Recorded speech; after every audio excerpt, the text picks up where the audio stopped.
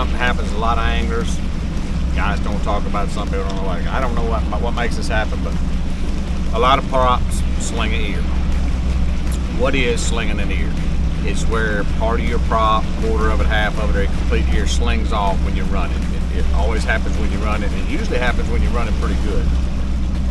What causes it? I mean, you can see that I'm idling right now.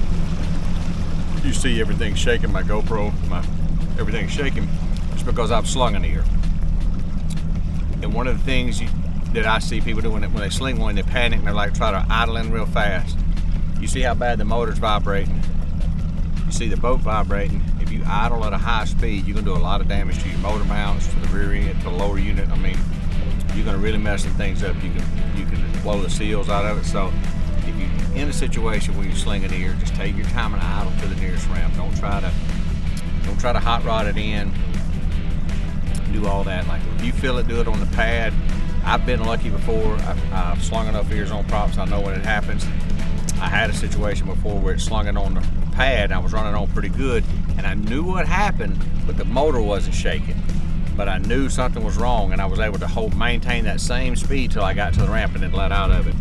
But if that motor starts vibrating, as you can see when I speed up how bad it just shakes everything, like it's crazy. It's not good on your motor. And there's nothing you can really do to say that, like, you ain't doing anything wrong. What causes it is usually running the motor pretty high. For instance, I was out at Fork, just gotten back home a week or so ago. So yeah, I run my motor pretty high out there running across timber, idling across timber. So the prop flexes when it's turning. It starts getting too much air and it starts flexing. It'll find a weak place in it. You could have hit something or weakened it, but usually we call it chirping. If you're jumping big waves, that'll do it sometimes because that prop's flexing. But all that causes to slinging ears. When you do it, you just don't panic. You just say, well, that one's gone. But just to be honest with you, I've tried every kind of prop shop around there. I ain't never found one that worked. I can't tell you how many props I've had redone, and ain't none of them ever run. They're usually 15 to 61 miles an hour slower than it was when I took them to them.